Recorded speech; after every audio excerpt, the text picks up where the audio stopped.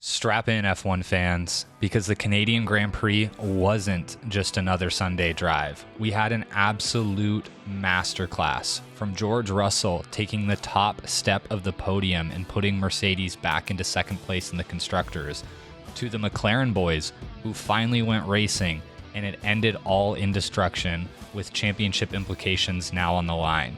To our third youngest driver ever, Kimi Antonelli, on the podium of Formula One. And it doesn't end there with a certain driver's mishap with some local wildlife, all on this episode of the Grid Buzz podcast.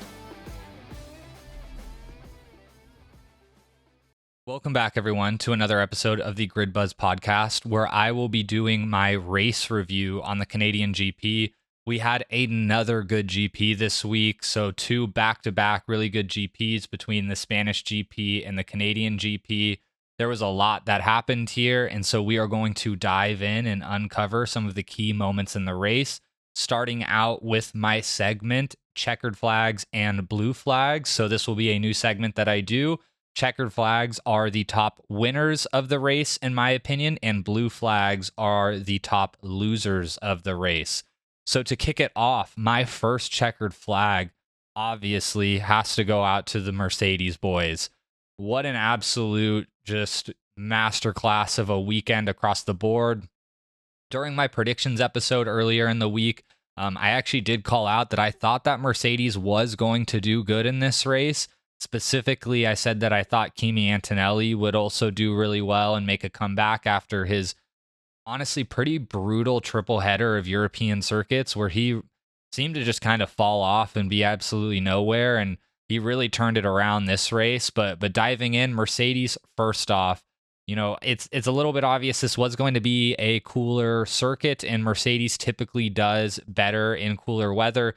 Now, that hasn't held as true this year as it has last year, for example. They have done well, for example, in Bahrain, which was a track that, you know, was not necessarily on the cool side, but typically speaking, Mercedes does do a lot better on cooler circuits, the Canadian GP being one of them. It wasn't as cool of a weekend as we typically see out of Canada. You know, the high was 70. There was no weather, anything like that, but overall, a little bit better of a position for Mercedes, and they were able to capitalize. Both cars looked really quick all weekend, moving back into the second spot in the Constructors Championship, and diving into George Russell, who absolute masterclass this weekend. You know, perfectly executed, looked good in practice, obviously looked great in qualifying. I thought that Max would probably overtake him into turn one, honestly. Like I just thought that would happen. You could even see Max line up at the beginning of the race in his grid box pointed at Russell. You could tell he was going to go on the attack and try to kind of box out Russell, given the fact that he did have the inside, but Russell got a really good start. The traction looked really good. Verstappen honestly just never had a chance at even putting a pass on him. Russell was just super quick off the line. There was never really any challenge there. And from there out, the race was kind of just in Russell's hands, and he executed perfectly, not making any mistakes and being able to bring home that top step of the podium. He didn't really look under threat at all during the race, other than, you know, maybe like 5 laps in when Max did get pretty close and put some pressure on him. But at the end of the day, Max ended up cooking his tires, fell off, and was really only able to put pressure on him for a couple laps with one potential overtake. And then, you know, the next lap, he was a second and a half off of Russell's pace, and even getting some pressure from Kimi Antonelli, having to pit early to make sure to kind of cover him off. And so Russell, perfectly executed weekend. Moving into Kimi Antonelli as well, another fantastically executed weekend. Like I said, really tough triple header of European circuits for Antonelli. You know, Monaco, he got lapped twice, just did not look very good. And then totally bounced back this weekend. Qualified pretty well, passed Oscar Piastri in lap 1, which we will cover a little bit later, to put him into position to secure the top step of the podium.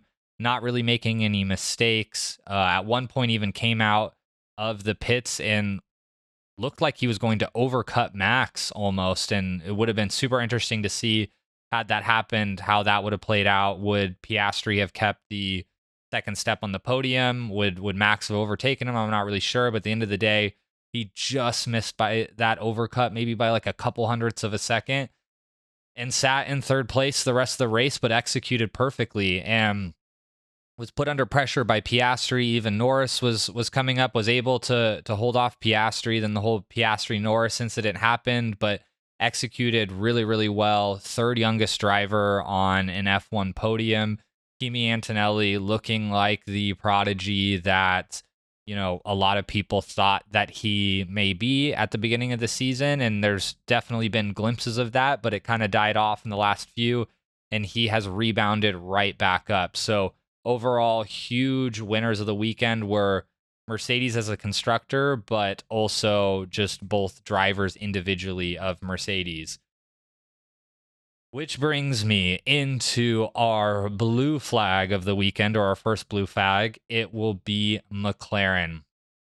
Tough weekend for McLaren on a number of counts. So both for the drivers, but as a team and in a number of different aspects. One, McLaren just didn't look like they had the pace advantage over other constructors this weekend as they have the last few races, and especially at the Spanish GP.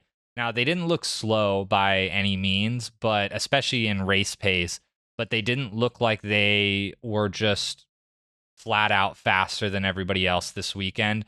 And they definitely weren't fast enough to overtake, you know, for example, Kimi Antonelli. Oscar was close, but didn't quite have the pace differential to do that. And so that's it was the first time that we've really seen some weakness out of the McLaren team all year, which was interesting to see that come to a head. With that too, with McLaren's general pace, to not have either driver on the podium, I would say is a big letdown from that constructor. I think that they definitely had the pace to be up there, but that just didn't play out the way the race played out.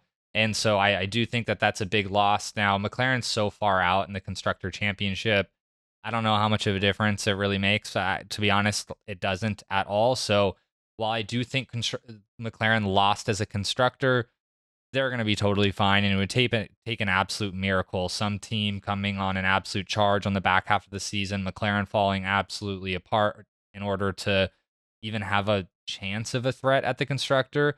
But the individual drivers did come under threat a little bit. The biggest one being Lando with his DNF.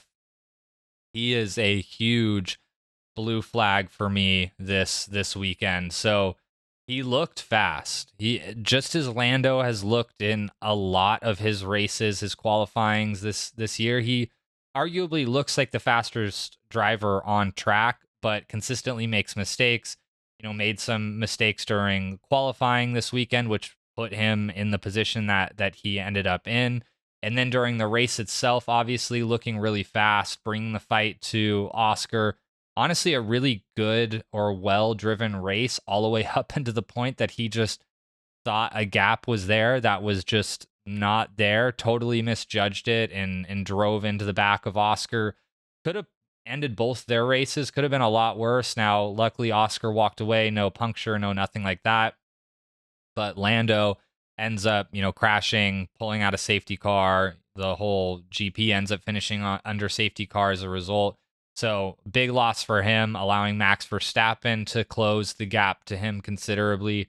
But even worse is Oscar is now the clear contender for the world championship on that team at this point. He has quite a big gap. Up until this point, they've been pretty close, kind of battling it out. Oscar now has a sizable lead, and so that puts him into a position where, you know, if Max starts to come back at the end of the year, they always say that they have two number one drivers, and the big question is, are they going to actually treat the team that way when it comes down to it? Are they going to let them race? You know, we haven't really seen them race up until this point. We finally saw that this weekend. But if Max puts a legitimate threat on them, will that hold? And if it doesn't hold, they're going to have to decide between a driver. And right now, Piastri has the clear lead, so they have to decide on that driver. So a lot of things kind of coming to a head and falling apart for Lando, unfortunately, this weekend. And so have him under my blue flag losers category of the weekend.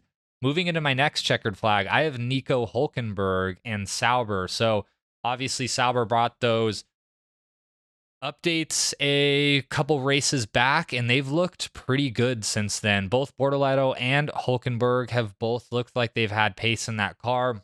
Hulkenberg specifically scoring points 2 races in a row in a Sauber who at the beginning of the season we thought was absolutely nowhere. We thought that they were going to cash in their chips, put all of their effort towards 2026, which to an extent I'm sure they are, but we really thought they wouldn't put any effort. That car was so bad, and now they look, after the last 2 GPs, like they could be legitimate points contenders for every race, especially in the hands of Nico Hulkenberg. So huge points, huge race for Nico. 2 races in a row has looked really good, and so he's definitely fallen on the checkered flags list for this weekend.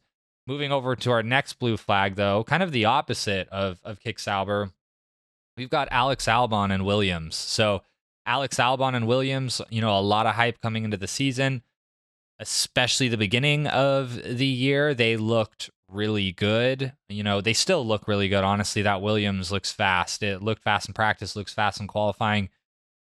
Just not able to put it all together in the race / qualifying. Signs not putting it together in qualifying. Albon, unfortunately, I wouldn't say not putting it together, but between the team strategy, them seemingly like they were going to go for a 1-stop, but not being super committal, and Albon not wanting the 1-stop, and then all of a sudden, at the time that they kind of committed and lost some time, it was too late, and they realized that the 1-stop wasn't going to work for them. You saw Albon get pretty frustrated on the radio over that, and then that power unit issue or whatever issue he had, I think it was a power unit issue, leading to his second DNF in 2 races. And so Albon, unfortunately, a big blue flag for the weekend. Definitely a loser here.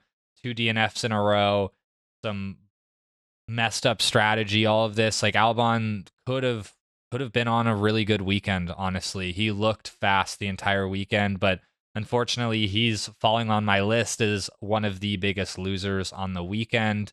Moving back into my next checkered flag, though, one of our winners, similar situation in a way to Nico Hulkenberg and Kick Sauber, is Fernando Alonso. So Aston Martin did not look good to start the season. Not as bad as Sauber, obviously, but did not look good to start the season. Fernando Alonso, very lucky, or unlucky, I should say, throughout most of the season. But now 2 races in a row scoring points, with the Canadian GP being his best finish of the season at P7.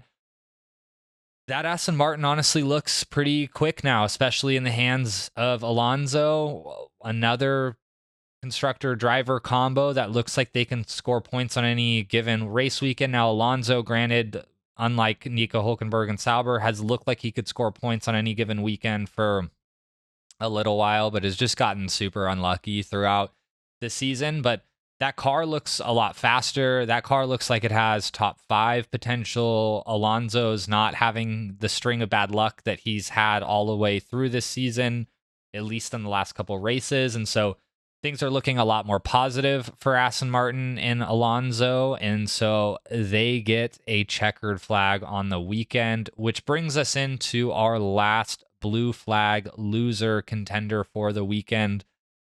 Much as I hate to say it, it's one of the Ferrari boys. So Ferrari, Lewis Hamilton. This is the worst start to a campaign for Lewis Hamilton since he's been in F1. He's never not been on a podium for the first 10 races in a season. He has gone on a longer drought before at Mercedes, but it was an overlap between 23 and 24. So it's not technically the worst drought, but it is the worst start to a campaign, having no podium finishes, and to be honest, not looking like he has any potential for a podium finish unless he gets really lucky with like a safety car or something in some race. He did have that one bright spot with the first place in the Chinese GP, or Chinese sprint. But other than that, nothing's really looked that great in the GPs. Even in the Chinese GP, his pace really fell off. So Lewis Hamilton having a really, really rough start to his Ferrari career. Hopefully he can turn it around. If not this season, maybe next season when the new car is released, where he's made comments about, he hasn't had any input into the development of this car. He will have input into the development of next year's car, and so maybe it will suit his driving style a little bit better. But overall, definitely a loser on the weekend, having really being kind of in the middle of nowhere, to be honest. Like, he's in one of the top teams, and those top teams, those top four teams are kind of battling for the front, but Leclerc is the one that's competitive and bringing the fight to the other constructors. Lewis, on the other hand, is faster than all the midfield teams, but nowhere near the pace of the top guys. So he ends up kind of out in his own island, it seems, every race, in the middle of nowhere with his thoughts. And you can kind of see that with his radio messages at times. But overall, pretty rough start to the campaign for Lewis Hamilton. Which brings us to the end of this segment. And now we are going into our top overtakes of the race with our segment on if the gap exists. So I wouldn't say that there was a ton of like huge, super great overtakes of this race. There were overtakes for sure. So just going to highlight some of the most impactful ones that we saw during this Canadian GP. The first one being Kimi Antonelli's overtake on lap 1 of Oscar Piastri. This had significant race implications, honestly, across the board, between Kimi Antonelli basically being able to hold third place throughout the rest of the GP. Did get some threats from Oscar Piastri, was able to threat Max Verstappen at certain points of the race, but kind of smooth and steady race for Kimi Antonelli, being and bringing home a top 3 finish, third step of the podium. And so that was super crucial at the beginning of the race. Had he not overtaken Oscar Piastri at the beginning of the race, Oscar did look fairly quick. So I don't know if he would have had the pace to overtake Oscar at any point. Probably not. And Oscar might have been able to get out and bring a bit of a gap. And, Kimi would have still gotten a top 5 finish, but definitely not on the podium.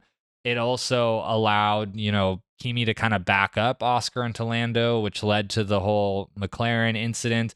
But overall, a super key overtake in the race, probably the most key overtake that happened out of any of the overtakes, I would say. So if the gap exists, my top pick is going to Kimi Antonelli on the weekend. And then closing out our overtake review, like I said, there was a few overtakes, but nothing like super critical. But this one, I don't know. This one maybe not as critical as Kimi Antonelli on Oscar Piastri, but this one was the most exciting, and that was Lando Norris into the hairpin over Oscar Piastri. Oscar Piastri switchbacking Lando Norris. And then that battle that happened for a couple more corners with them kind of playing chicken at certain points. And then it all ending in chaos, in destruction, with Lando going for the gap that didn't exist. So, maybe not in the words of Senna, if you don't go for the gap that's there, then you're no longer a racing driver.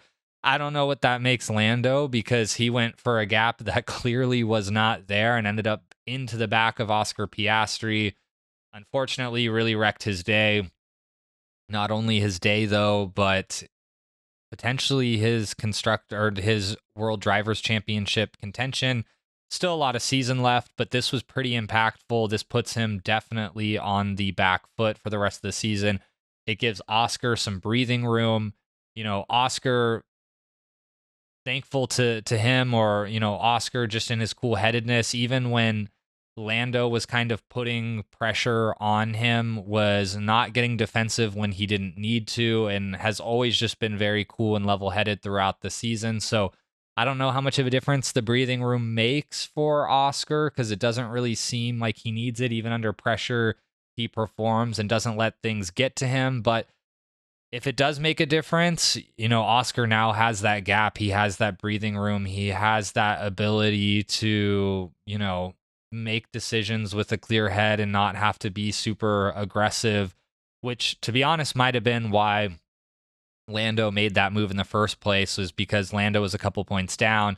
He saw his opportunity and maybe got a little bit over ambitious, but overall, super, super tough outcome for Lando Norris. Although I really respect the way that he owned up to it. I will say Lando, I used to really like Lando as a driver, and it's not that I don't like Lando as a driver. I still like Lando as a driver, but the last like year and a half, he got a little like whiny and kind of complaining, and I don't know, just some of the things that he did or said or the approach he took to certain things.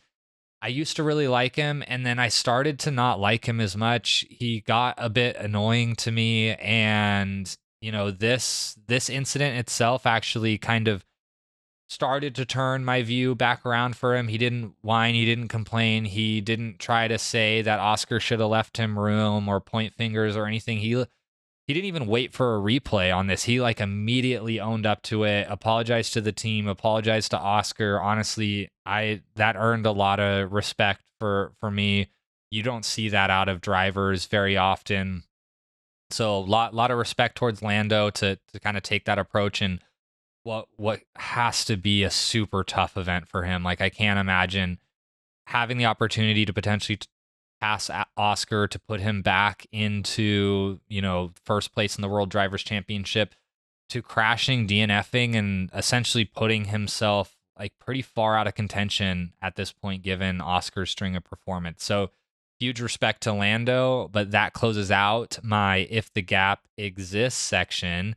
And now we are going over to the steward's room for our top incidents of the race. So obviously, we can keep this one quick. So this is piggybacking off the last one, but the biggest incident of the race is the Lando v Piastri incident. So this has been one of those ones where McLaren, team boss Zach Brown, team principal, all of that have been saying we have two number one drivers, and everybody's always kind of been joking, like, how's that going to work when it actually comes down to it, when they actually start racing? Like, are you going to allow that? What's going to happen? And this whole season, even though they've both been running at the front, we haven't really seen both of them go head to head. And we've been waiting for this to happen. We've been waiting for an on-track battle to happen. A lot of people were like, are they going to come together? What's going to happen? Are emotions going to run high? But no one really knows, because even though they ran at the front, it's always been Max versus them instead of them versus them. And so this is the first time that we saw them go racing. Overall, until Lando made that misjudgment, I actually think that they raced pretty well. They were giving each other room. It was pretty fair. Even in the incident itself, it wasn't like Oscar squeezed him and tried to bring him off the track. When you watch the front angle of it back, you can actually see Oscar's looking in his right side mirror, trying to defend the inside. He thinks Lando is going to come up the inside. And as he's looking in his right side mirror, you see Lando try to make that move up the left side where there was no room. There was contact, and then Lando, ended up in the wall. And then all of a sudden you see Oscar's head flip around and he looks in the left mirror. So I really don't think that he even knew that Lando was there on the left side. He was expecting him to come down the right. There just wasn't room there, and it was a misjudgment. And, at the end of the day, that kind of is what it is. So super unfortunate, but we finally saw it happen. It seems that McLaren's still going, based on the comments after the race from the pit wall, that they are still going to let them race, and they're not going to make any team orders or anything like that, especially because Lando owned up to it. But we finally got to see the race that we've wanted to see between the both of them all season, and it did end, I think, how a lot of us thought it would end in certain ways, with them coming together, which is always unfortunate but exciting to see in a GP. And moving into, maybe not as exciting, but a very interesting incident. They did not air this at all, at least on the broadcast that I was watching, which was Hamilton apparently had an incident with a groundhog. So that explains the radio message that happened between Hamilton and his race engineer that I was a little bit confused about at first, where he was like, man, I've got no pace. I'm nowhere near these guys. And then his race engineer came back over the radio and was basically like, this pace is good. We're actually doing really well given the damage that exists on the car. And I was like, what damage? Like, I don't remember seeing any incidents. I don't remember seeing anything happen. Turns out at the end of the race, I found out that Hamilton had an incident with a groundhog. I laugh because it's kind of funny, but it is unfortunate because, obviously that groundhog probably didn't make it. I didn't see any video. I haven't seen any clips or anything. I would imagine that they're probably not gonna release anything like that for obvious reasons. Hamilton seemed pretty down on it as well, that he had a run in with a groundhog, but yeah, unfortunately ruined or put damage on his car, which seemingly may have ruined Hamilton's race at a circuit where he historically has been super quick, at a circuit where he won his first GP ever. So it is a circuit that he is very good at.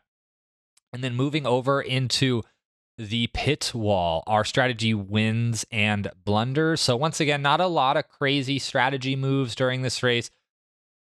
Could have been some opportunity with that had the safety car happened a few laps earlier, but it happened with 3 laps left, I believe. So the race ended up finishing under safety car. But the 2 main strategy decisions that stood out to me were the one-stop strategiers. So Ocon, Hulkenberg, and Sainz. Really like to see that out of them. Obviously, it paid out. They both finished or all 3 of them finished in the points. Sainz started from pretty far back. I mean, he looked really fast all weekend, just unfortunate qualifying incident with that impeding from Hadjar, and then him missing out on Q2 by like 20 thousandths of a second or something like that. So he looked super fast. He had the pace to be up there. But, starting from that far back is always hard to recover. And the one-stop strategy clearly paid out for Sainz. It clearly paid out for Ocon. It clearly paid out for Hulkenberg. All 3 of them, kind of fringe points people who don't always get in the points, getting in the points this weekend, which ties into my next one. Is my strategy blunder of the weekend is Ferrari, of course. Ferrari and their strategy all the time. Bane of my existence, like super tough, but it is what it is, I guess. But Ferrari with Leclerc specifically. So Leclerc, them coming over the radio saying, we think plan B. And then Leclerc kind of comes back and is like, I think plan C. And, I think everybody reading between the lines and seeing Leclerc's pace and that he was on hards and everything happening, you were like, okay, that means like a one stop. Like, we are talking about a one stop, which at the time I'm like, I like it. I like it. Where Leclerc is at, I like the one stop strategy. I like the gamble. It's worked for Leclerc in the past. He's been really good on tire management this year. Ferrari in general has actually been pretty good on tire management.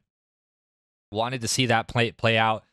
It seemed like his engineers were going to listen to him too. It seemed like they were going to let him go one stop, and then out of nowhere, they call him, box. He goes in there. He's like, hey, why did we do that?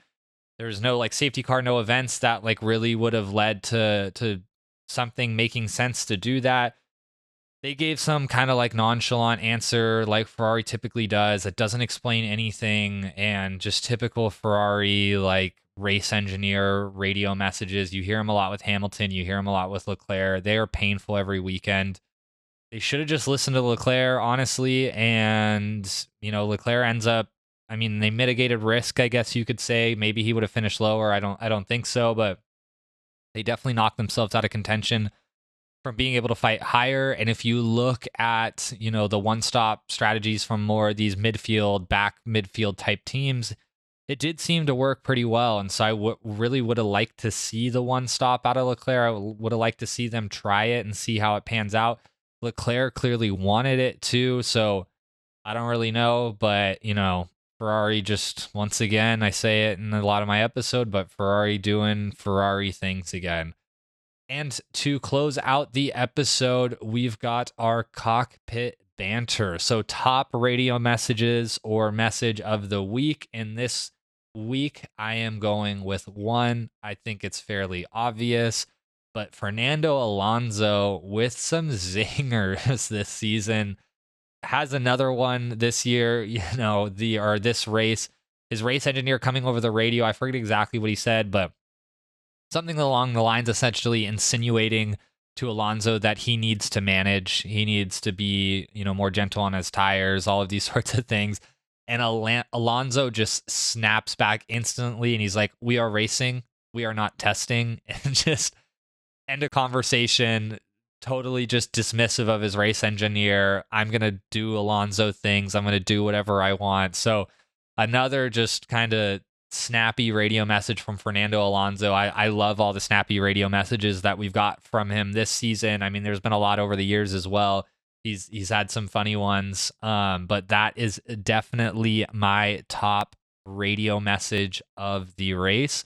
And that wraps up my Canadian GP race review. If you liked it, please give it a like, a subscribe, and stay tuned as I will be doing my driver ratings and some other fun episodes this week, along with the race predictions for next week. So I will see you all later.